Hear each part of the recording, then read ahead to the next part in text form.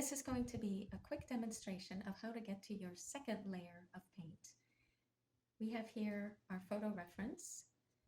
These are a couple of value studies. We have a very quick scribble, figuring out where things are placed on the paper. Secondly, we have an even more abstract drawing that just lays out where the values are. The darkest darks, the lightest lights, and the midtones.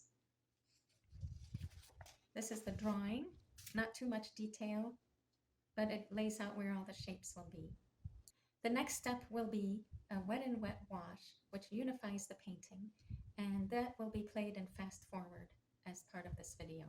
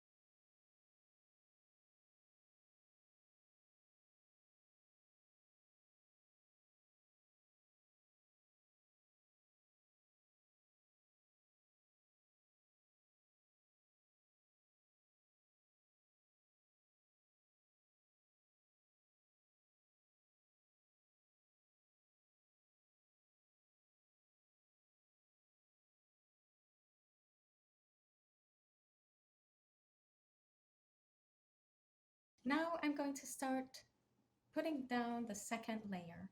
We have the wet and wet wash with a lot of lifting because this has tons of little spots and highlights in it. And so now I'm going to carve out the flowers and the important leaves so they really stand out. As much as the wet and wet phase is loose and free, the next phase is quite careful, and using a soft brush is important because you don't want to lift up what you've already painted. So I use the Solo brushes. It's number 2015, and they're rounds, and I think they hold a very nice point. They hold a lot of water. So this is called negative painting, and I think of it more as carving out the subject matter. And what I'm doing is I'm following my pencil lines that I drew, and I'm starting to put in some of the darker backgrounds. And this kind of painting happens layer by layer, so you don't have to get everything done at once. You can just start putting in certain parts of the painting that you know are going to enhance the subject matter. And here is where you're careful. You paint right up to your pencil line and you make beautiful brush strokes. You don't want anything that looks raggedy or confusing. This is when you're defining your subject matter. And you can still introduce quite a bit of water in your paint. And when you get an area pretty wet, you can do a little mini wet and wet area. It's a good idea to mix up a lot of different colors. You can continuously mix up your colors as you go along, as opposed to mixing up a big batch of color. So I am continuously mixing up yellow and blue to make different greens. And I also do use a little bit of Windsor green occasionally to get a nice bright green. But for the most part, I use cobalt blue and ultramarine, and I am constantly mixing up the color.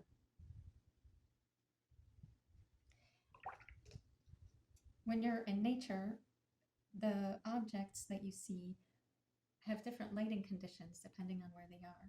So you might have the same green on two different leaves, but the lighting will make that green appear very different.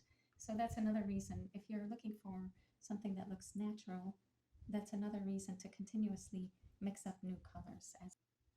And as you're working, think about not so much what you're painting, but what you're painting around.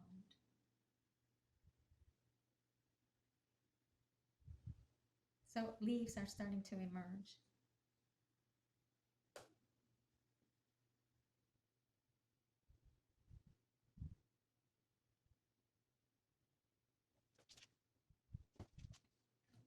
As you're mixing up your paint, something to keep in mind is maintaining the transparency of the watercolor.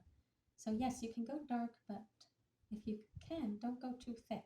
And if you have a moment to figure out which colors are more transparent than others, try to use your transparent watercolors. Some watercolors contain pigments that are a little more opaque, and they come off as looking a little bit thicker and a little muddier than purely transparent watercolors.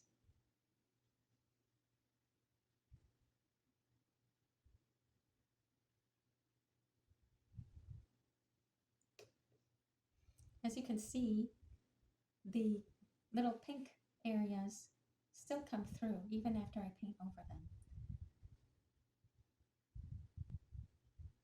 And those little pink flowers that are off in the distance, the pink and purple flowers, are not very important to this painting, so I'm not going to spend a lot of time painting around them, especially because I want this soft background to be maintained for the things that are further away from the main subject matter. Another thing you can do is put clear water on the background carefully so that you're not lifting up what you've already painted. And bring the clear water close to your subject, but not all the way to it. This allows you to take some darker paint, and in this case I'm using ultramarine and transparent yellow, and you can paint right up to the edge. But because you wet the paper here, where the paint meets the wet paper, it melts into the background and it creates a very soft effect without having to put down a ton of paint. So that allows you to go dark around the edges of your subject, but keep some parts of your background very light because you just put clear water on it. And it also gives you a very soft transition between these dark areas and the background.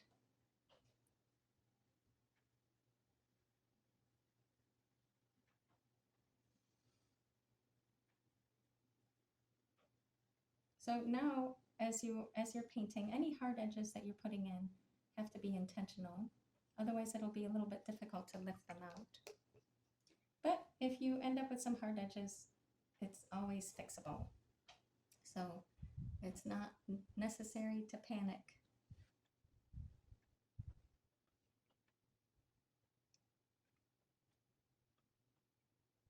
As you're painting the background, you can let different tones and different colors blend into one another. It doesn't have to all be the same color as you're going around.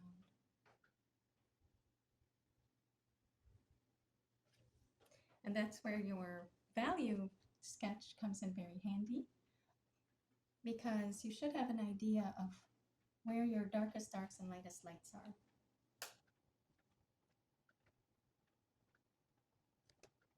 You can also, instead of painting the clear water on the paper first, you can paint it second if you work quickly. So you can carve out your subject matter and then quickly add some clear water to soften that edge.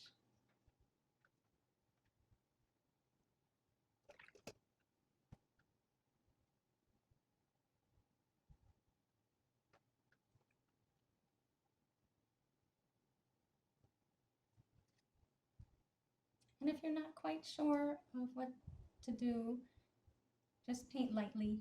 Make your paint very transparent, and that will allow you to work with it a little more in the subsequent layers.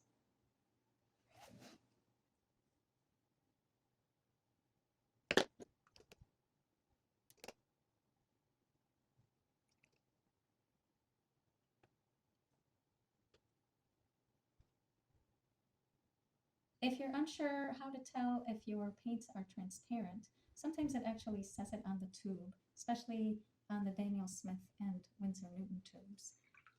The other way is to just play with them and put some color down, let it dry, or dry it with a hair dryer, and then put another layer of color on top of it and see how it looks. See, you can even put a mark down, like a pencil mark or a Sharpie mark, and see how much of that gets covered up.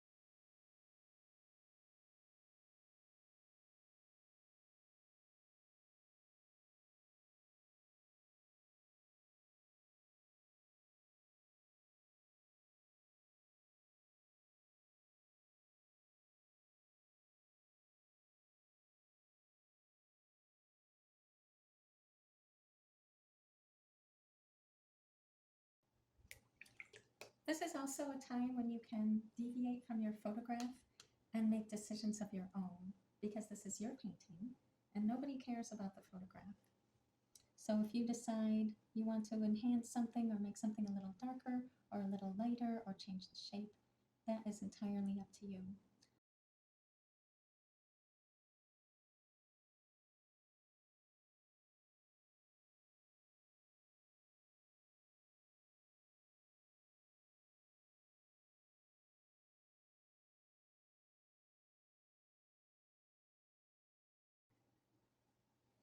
Carving out your subject matter doesn't always require a dark background. You can do it with something quite light.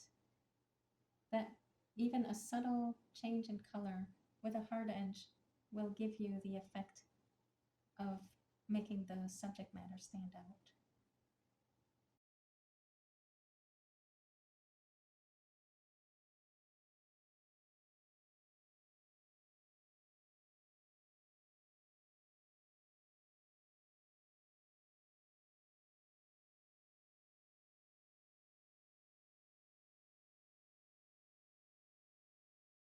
The other useful thing is to get to know how well your paints lift. If you know that your paints that you're using will lift up pretty easily after they're dry, you can factor that in as you're painting. For example, I'm pretty sure I'll be able to lift up some of these white spots. As your paper dries, you can add more layers, as many layers as necessary to complete the painting.